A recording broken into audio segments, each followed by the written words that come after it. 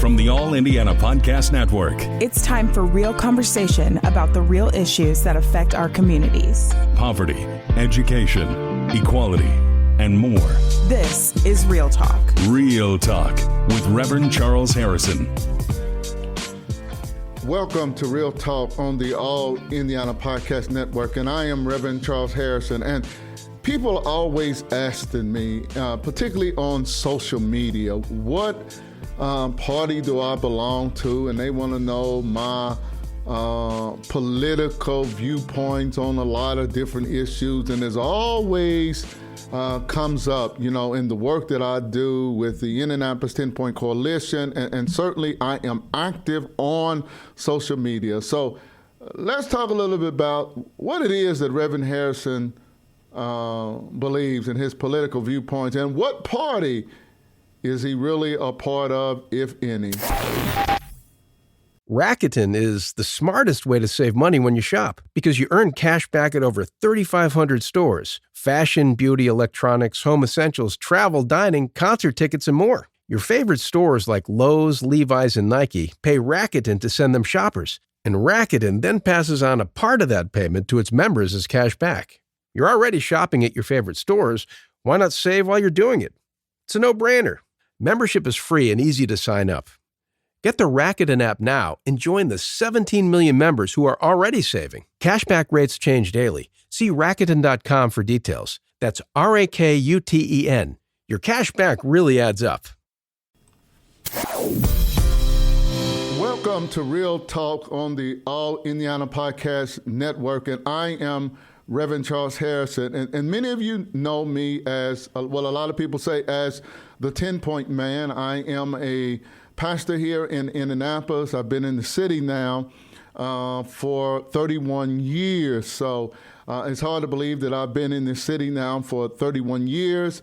I have been working in the area of nonviolence, working with a faith-based organization called the Indianapolis 10-Point Coalition now for 26 years, boots on the ground, walking in hotspot areas of the city, trying to curb the pattern of urban youth violence as it impacts young men of color. So many people are aware of me, Reverend Charles Harrison, as the person who does work with the Indianapolis 10-Point Coalition. So that's where most people know me by, is that work that I do.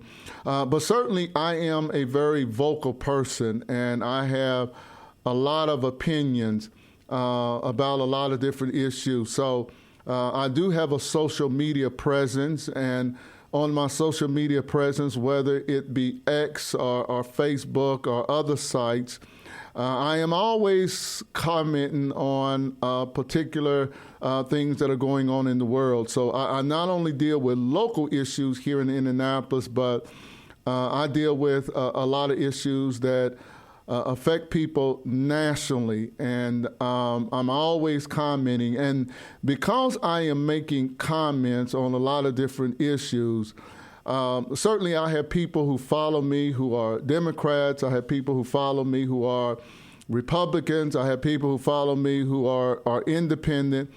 And many of them follow me because they like the work that I do in the streets, addressing the issue of urban violence. And particularly that is a passion that I have in addressing that issue. And I do it from the perspective of the faith-based community as to, what role we can play in certainly addressing this issue of urban youth violence as it impacts young men of color. But in doing that, and I'm always commenting and giving updates on the work that, the OGs do on the ground, and now we got a group of Gen Zs who are now walking on the streets with Indy 10-Point, and they are beginning, to really make a difference, particularly with their generation, as we try to get younger as an organization, and as we transition into the younger generations, we already have millennials that are part of 10-Point, and Now we're starting to expand our Gen Z group.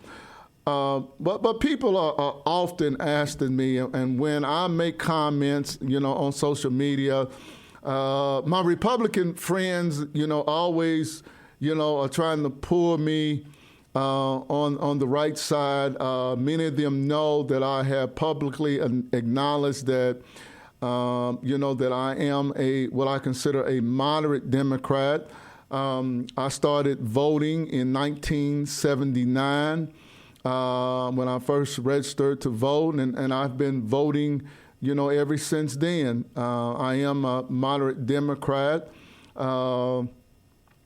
Big fan of Bill Clinton, who was a moderate Democrat. Evan Bayh here in Indiana as the governor, and then Governor O'Bannon, who's from the southern part of Indiana, where I'm from, in the Jeffersonville area. So I've always been a Democrat, but for those who follow me, when it comes to the work that I do with 10 Point, I am nonpartisan. I really am. I really don't try to mix politics in the work that we do on the streets and trying to curb the pattern of violence. And I work with everybody. I do. I work with everybody. I don't care who the mayor is. I don't care what particular party you're from.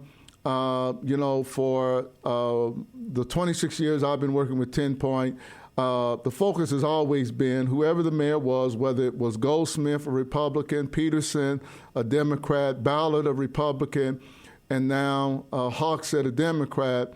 I'm working with the leader of the city, the mayor, and I've always been that way. I don't play politics with the whole issue of crime and violence. It is about getting the job done on the streets.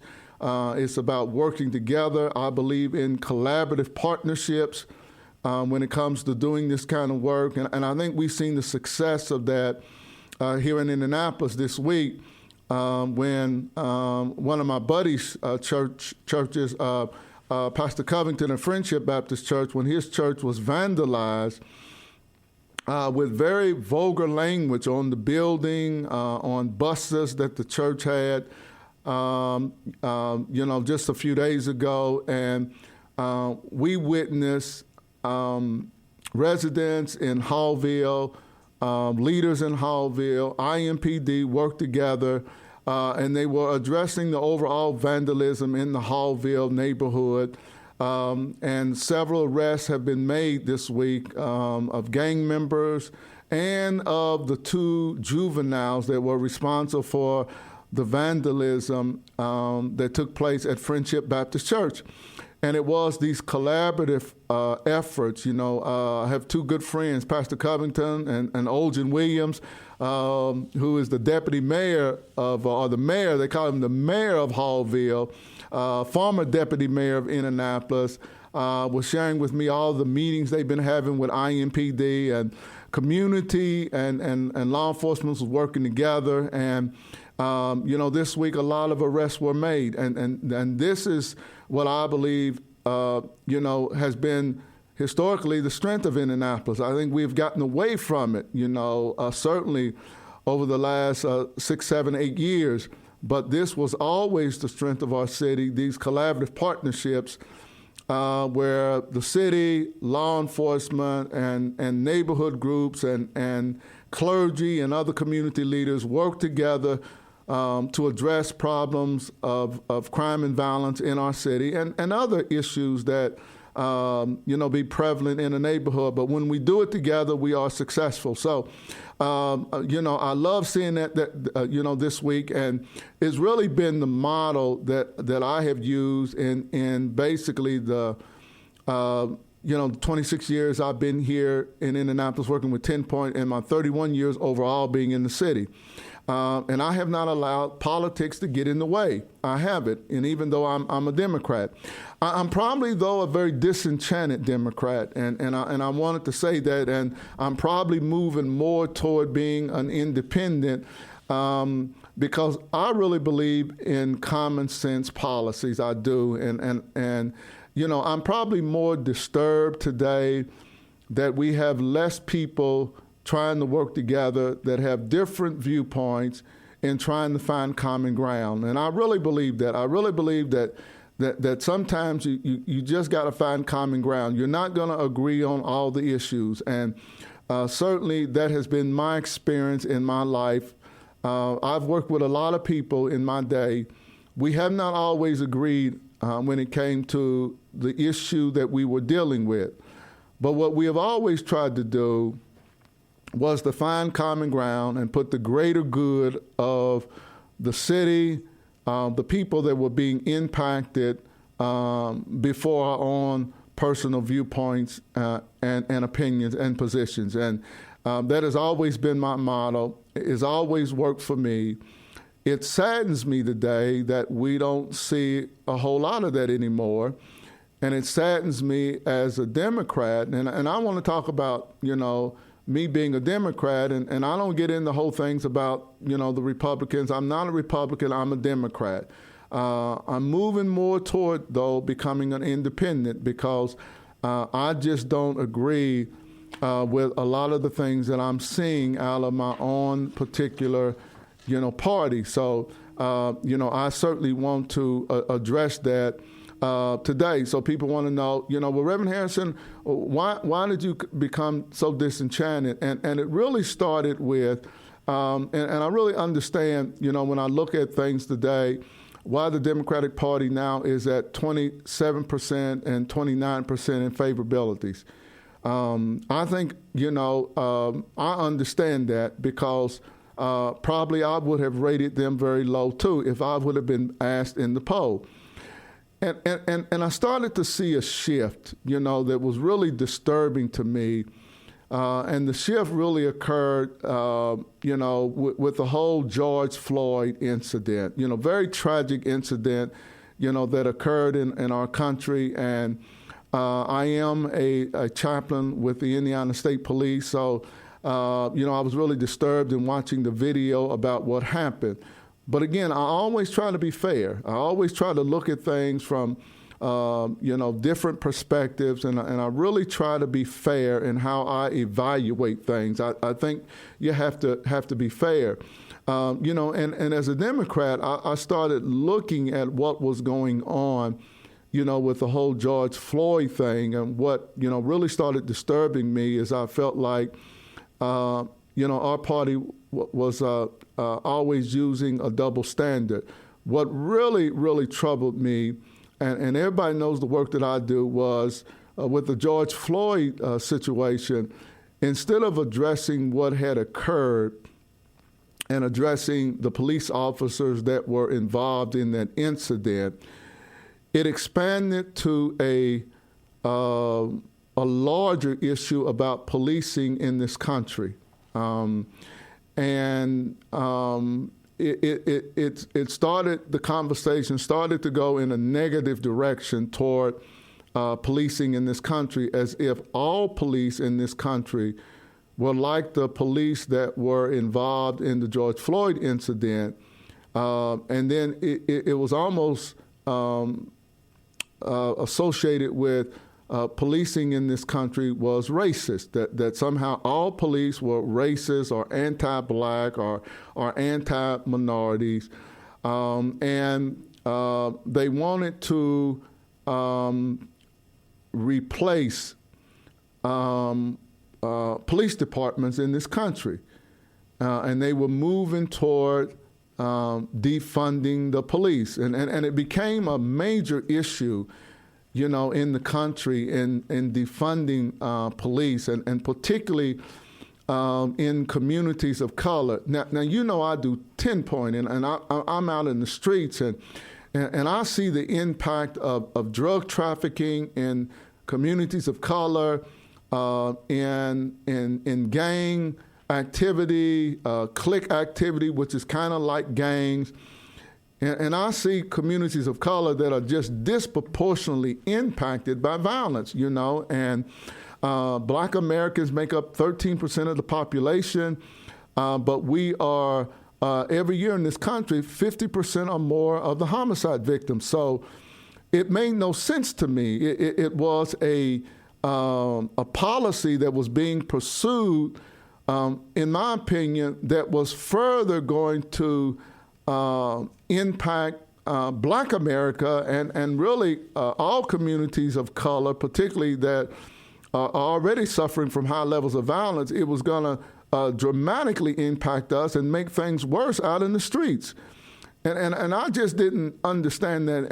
And that was the first time that I started being concerned and felt like the party that I had been a part of since I was 19 years old, when I first voted. When I was 19 years old, just turned 19 when I first voted that in that November, that the party was moving that far to the left when it came to the issues of policing in this country. And that was the first piece. The second piece that really disturbed me was the whole Black Lives Matter movement. And anyone who's followed me know that I have not been a fan.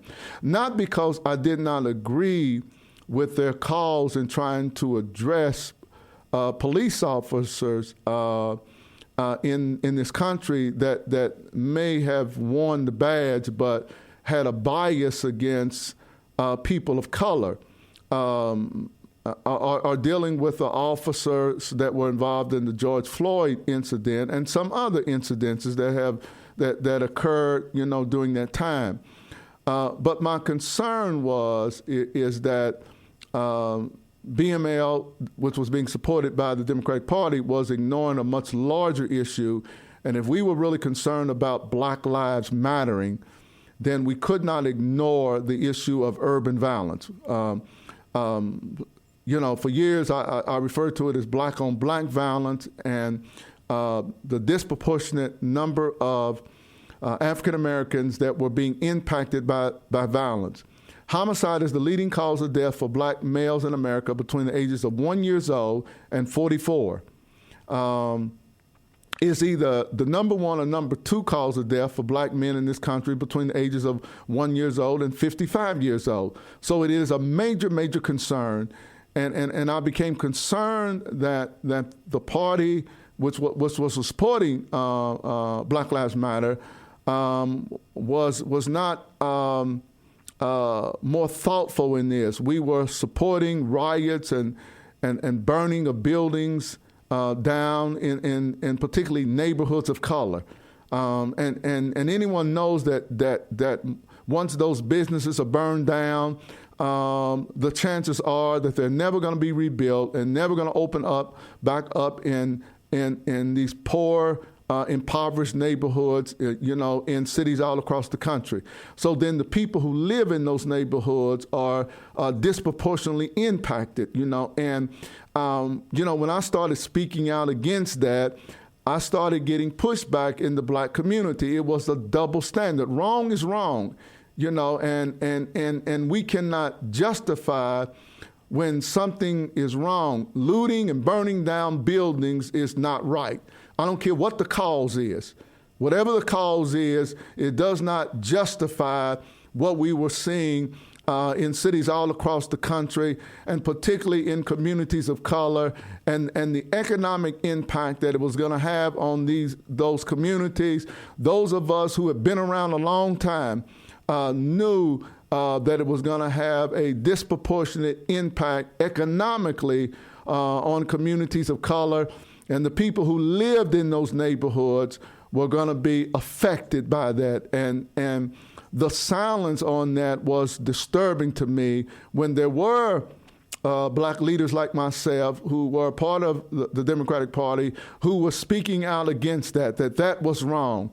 And what ended up happening was that I was getting a lot of pushback because I was speaking out against that was wrong. We cannot criticize the other side for things that they do, or January 6th, or some of the things that were happening on the other side of the political aisle, but not be critical of what was happening on our side that was wrong. So that was the first time years ago when I first started questioning what was happening in the party. From that, we ended up, supporting woke culture, cancel culture, identity politics, open borders in immigration, men in women's sports, locker rooms, you can say boys in women's sports and locker rooms too. And then the whole issue of being soft on crime and violence. And there was just this sense of lawlessness that particularly repeat violent offenders were being arrested, but either low bond, no bond, they were back out on the streets. In cities like Indianapolis, they would put on the ankle bracelets, which they were not abiding by. You would see them in the streets with those ankle bracelets on, still selling drugs, some of them still carrying guns, still involved in criminal activity, and they would be either the suspect or the victim of another violent crime in the city. And it made no sense to me. And I'm looking at all of this stuff, and woke culture and cancel culture. And really, I was one that was impacted by cancel culture. But because I was willing to speak out against a lot of these things, then people started coming after me. They started coming after, the organization that I was a part of in 10 Point, as if, I needed to stay in my place and be silent. And I was not going to stay in my place. I'm not going to be silent about what's wrong. And I think part of the problem with the Democratic Party now, and which is one of the reasons why I've kind of moved more toward being an independent now, is because we're on the wrong side of a lot of issues. It's because you're not listening to all of the people who are part of your party, particularly more the moderates within the party.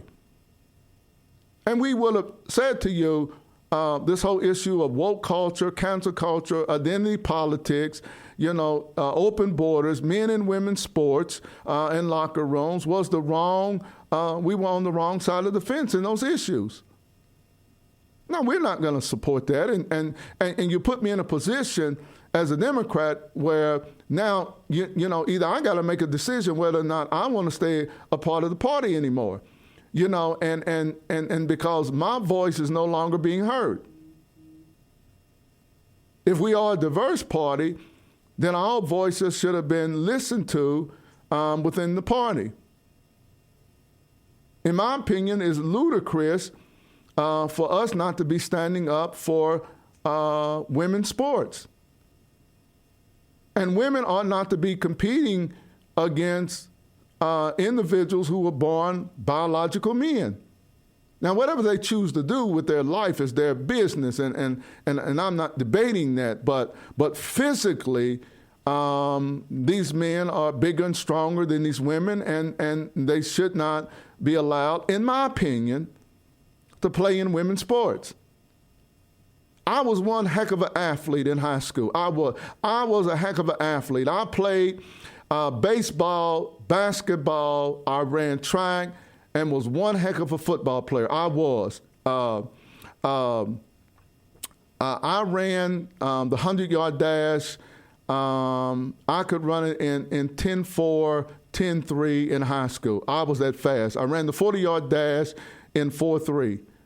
Tremendous running back, and center fielder in baseball. I ran a whole lot of balls down, just sheer speed.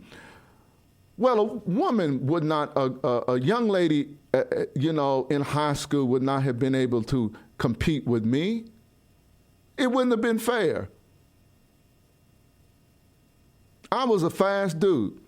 My cousin, Jerome Harrison, I think still holds the record for the 200-yard dash in Indiana. He could barely beat me. I just didn't run track. But we did run once, and he barely beat me. My argument is we have to be fair. And you're pushing more and more people out of the party, like me. I'm not an extreme leftist. I don't believe in that stuff far left. I don't. But I respect your viewpoints. But if we're going to be in the same party together, we got to find common ground, or you push me away.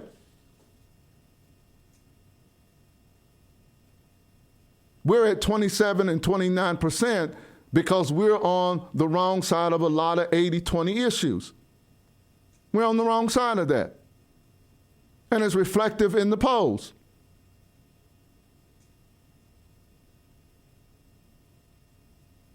So when people ask me what political party I'm from, I am a Democrat. Probably you would say more so, I'm probably independent now. But I try to be fair when it comes to these issues. I do. I try to be fair. And for a lot of my Republican friends, they know I am. When it comes to working with them on issues, I'm going to be fair. I'm going to work with them. I'm not anti-Republican. I'm not anti-Trump. I just don't. I don't believe in that. I'm a Christian man. I believe in behaving and acting in a godly way, and I try to do that. I try to be fair to people. I really try to do that.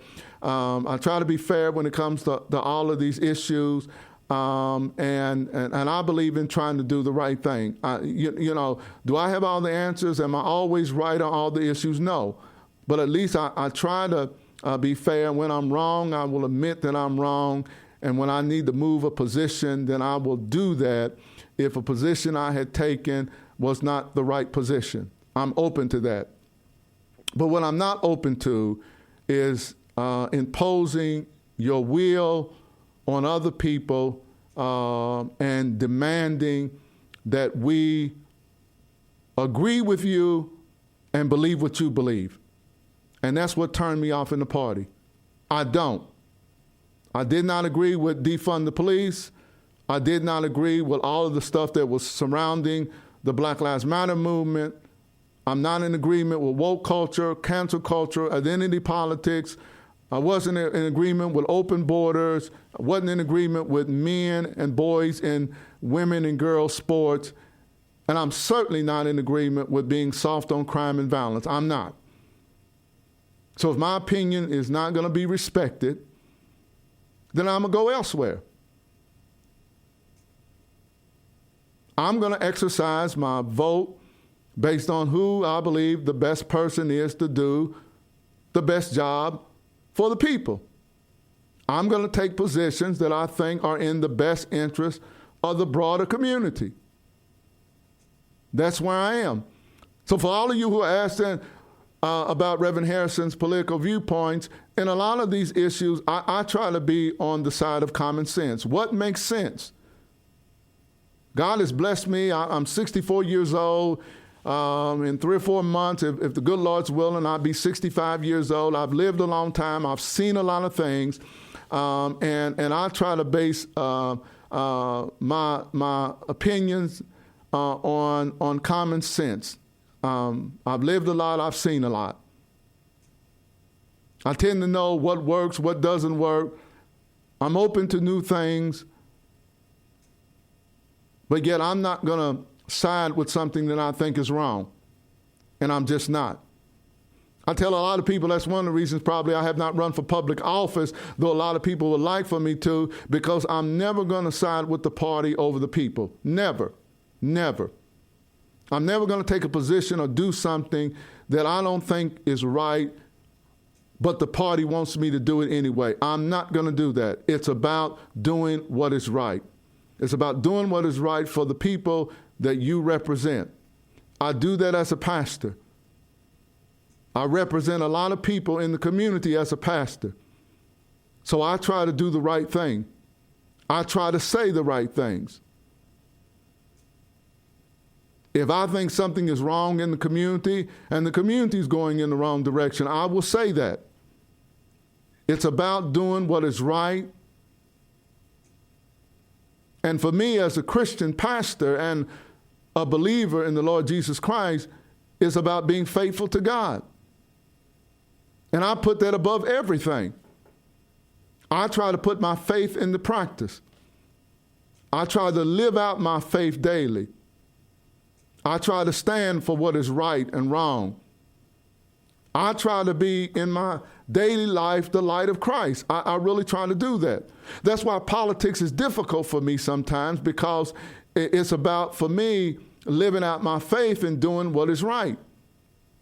Being a part of these parties sometimes is a struggle for me, because for me, it's about doing the right thing.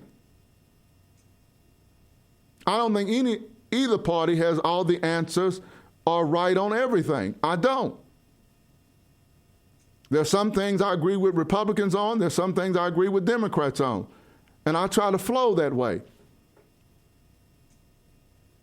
There are things I wish that both Democrats and Republicans would come together and find common ground. But we have so many extremes today on each side of the political aisle that just doesn't happen today. And who suffers for that? You and me. We suffer. We have to be willing to stand up. I'm standing up against my party because I think they're wrong on a lot of issues. And I'm not going to be silent about it. I think they were wrong on the issue of defunding the police. I think the silence in our community about the riots and the burning of buildings and businesses and stuff was wrong. I think we're wrong on woke culture. We're wrong on cancel culture. We're wrong on identity politics. We were wrong with the open borders and immigration. And we're certainly wrong with men and boys playing in women's sports and in their locker rooms. We're wrong on that issue, in my opinion. You may differ as a Democrat, but for me, that's my position. We're wrong on this, soft on crime. You are impacting communities of color that is leading to more violence. I'm not going to accept that. I'm not going to accept Junebug getting arrested and then 24, 48 hours later, he's right back on the street creating more havoc in the neighborhood. And then you wonder why you turn on the news every night and there's a shooting or there's a homicide in the neighborhood. Well, if you'd have kept them, Junebug and Lil Pookie them off the streets when they were arrested, then you wouldn't have had the homicide in the neighborhood. When they've been arrested 15 times and you keep putting them back on the street, that's the reason why there's so much violence. Or you put them on an ankle bracelet and nobody's really monitoring it, and they're still on the street up at the BP gas station at 29th and MLK selling drugs with a gun. Now, what do you think is going to happen? So there's people like me that are saying, no, our policies toward that is wrong. It's not creating mass incarceration that people are trying to do. We're trying to say that there are some people who have violent tendencies who are not trying to do the right thing that need to go away for a while until they're willing to do what is right. There's enough groups out here that are trying to help everybody that's coming out of prison. We're everywhere. We're trying to help them get jobs. We're trying to help them get skilled up. We're trying to help them with housing and everything that they need. We're trying to provide wraparound services for them. So it's not that they can't get out here and make it, because there's a lot of us who are out here trying to help them to make it and get on the right path in life. But they got to have a willingness to do that. And having these soft on crime policies where you continue to not hold repeat violent offenders accountable is not helping the community. It's creating more havoc. So yes, as a Democrat, I'm speaking out against that because that is wrong. No, I do not support men and women's sports. I don't. That's wrong, in my opinion. So I'm not going to be silent about it. You're not going to shut me up because you don't like what I say. I'm not going to abandon my Christian principles and values just to be a part of a political party. No, I put the Bible and God first. So there's some things that just conflict with my faith. Now, you have the right to live and do what you want to do. Certainly, I respect that. But respect my viewpoint when I disagree. And we ought to be able to live together even though we don't agree on all these issues. No, I don't. So yes, probably now I'm more independent. For all of you keep asking me what I am, I'm about what's right. And when you see me on X and Facebook, I'm giving you my viewpoints about what I think is right. Since I've been in Indianapolis almost 31 years, I've always voted for the person I thought would do the right job. I even though I've been a Democrat, there are some Republicans I voted for. Yes, I have, because I thought they were the better candidate. That's how I flow. If you are a good candidate and you have good policies and you want to do things that are common sense, then you have people like me who are willing to support you. I hope you are that way too.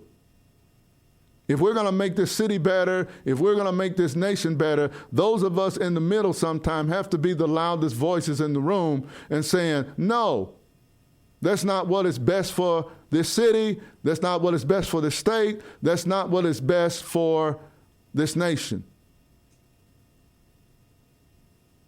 I'm willing to do that. I'm willing to be vocal. I'm willing to say what some people are afraid to say. I don't care. I want the Democratic Party to move back to the middle. It's too far left for me. Too far left for me. You're going to continue to lose elections. You're going to continue to lose people within your party. You're too far left. And if you don't move back to the middle, you're going to continue to lose elections. You got another one coming up in 2026, the midterms. If you don't move back toward the middle, it's going to be a very difficult night again.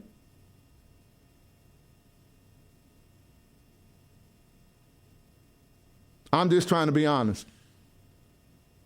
I see there's a lot of people who are watching on X Live. Thank you so much for watching. I just wanted to share that. So those of you who wonder, well, where's Reverend Harrison at on this? Where's his political viewpoint? I really try not to give them. I do try to talk about issues. I really want to focus on what I do either as a pastor of my church or the work I do with other pastors when it comes to trying to address the issue of violence. But I try to be fair, you know, and if you follow me, I'm going to be fair. And I'm going to try to support things that make sense. And even where there may be disagreement, I'm interested in trying to find common ground. This is Reverend Harrison. Thank you so much for watching me today on Real Talk on this podcast.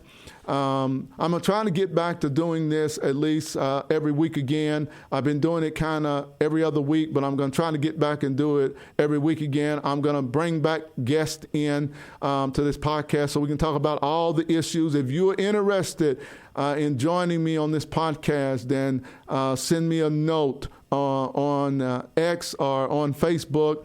And we'll get you in. If you have an organization that you would like to highlight the work that you do, just give me a shout out, and we'll get you on and get a chance to talk. Want to thank Wish TV for allowing me to do my podcast on the All Indiana Podcast Network in the studio. So I'm in the studio right now doing this podcast, and I want to thank Wish TV. I want to thank all of you who faithfully follow me, those who have joined me today, and I pray that you have a blessed and awesome day. If you get a chance, retweet this podcast today so other people can listen to it, so we can begin to grow this podcast, and you're going to find someone who is going to be a common sense person and who's going to deal with real issues, trying to find common ground. This is Reverend Harrison. I pray that you have a blessed and you have an awesome day. Peace. This is Real Talk with Reverend Charles Harrison. Be sure to like and subscribe to this podcast. And be sure to check out other great podcasts on the All Indiana Podcast Network. Online now at allindianapodcast.com.